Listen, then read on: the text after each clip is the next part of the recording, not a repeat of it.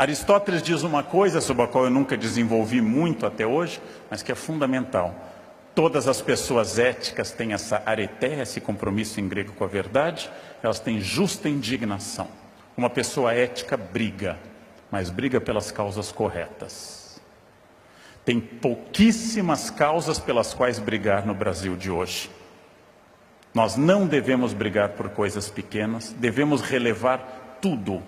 Gente inconveniente, gente que fala alto, gente chata no trânsito, tudo isso é de menor importância, ou citando uma ex-autoridade federal, de menos importância. Todo o resto que é importante são as grandes causas pelas quais a vida vale a pena. Por exemplo, família, por exemplo, ética, por exemplo, a luta contra o preconceito. Estas são as causas que valem a pena e para as quais nós temos que ter justa indignação. Utilizando a Mafalda, a grande personagem da história em quadrinhos do Quino na Argentina, eu tenho que dizer basta a tudo que seja estruturalmente ruim e realmente não rir e nem compactuar com as coisas ruins. A crença aristotélica é uma palavra que depois, essa palavra não é de Aristóteles, é um neologismo inventado por Rousseau em francês. A perfectibilidade, Aristóteles usa uma palavra em grego, a perfectibilidade do caráter. O caráter pode ser transformado e melhorar ano a ano, se eu quiser. Se melhorar o caráter for meu projeto de vida, como é o meu, apesar da dificuldade. Eu luto para ser uma pessoa melhor. Sou derrotado muitas vezes. E às vezes digo para as pessoas que gostam de mim, eu melhorei muito. E elas me dizem, imagina antes. Tamanha quantidade de coisas que tem para consertar ainda. Eu preciso melhorar o meu caráter sempre e constantemente. Preciso ser um homem, um pai, um professor, um profissional melhor cada dia. Perfectibilidade do caráter. Esta luta vai terminar no dia da minha morte. Preciso lutar para isso. Sempre. Este é um desafio. Outra questão importante é que eu tenho que incluir o meu eu na ética. Tudo o que acontece, acontece passando por mim. E eu tenho responsabilidades sobre quase tudo. Responsabilidade significa que minha vida, minha família, meu corpo, minha renda, não são dados do destino, mas são questões fundamentais deste momento. Nós temos no Brasil uma imensa tradição de tirar o eu da história. Nenhum de nós assume que faz parte. E utilizamos frases como o brasileiro não sabe votar, o brasileiro é atrasado, o brasileiro no trânsito é muito estressado. Mas eu sou um santo, consciente criticamente e sempre pontual. Eu vou insistir num ponto que é incômodo, porque é a coisa mais fácil de dizer a todas as plateias, que causaria palmas fáceis e agradaria a todos os ouvidos, ela não é verdadeira. Mas se eu fosse populista, eu insistiria. Que frase é essa?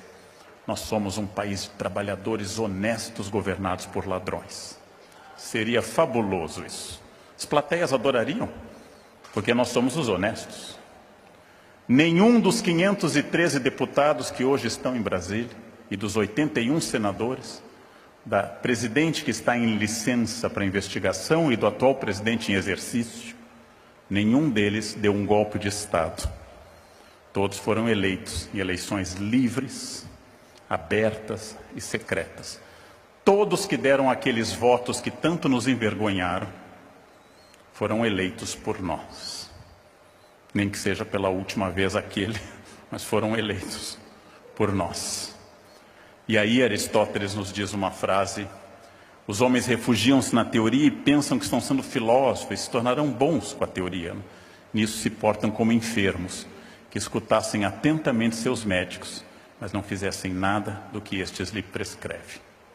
Quem ouve palestras sobre ética e continua andando no acostamento, se funciona como quem vai ao médico, acha o médico ótimo, chega a casa e não faz nada do que o médico manda.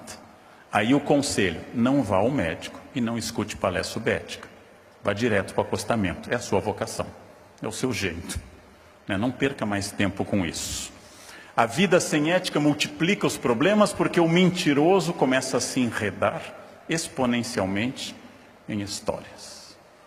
Toda pessoa que mente tem que ter uma memória brilhante e começa a ser pego nos detalhes da sua história. Ao contrário do que nos ensinaram, isso é terrível dizer, o crime compensa, roubar compensa.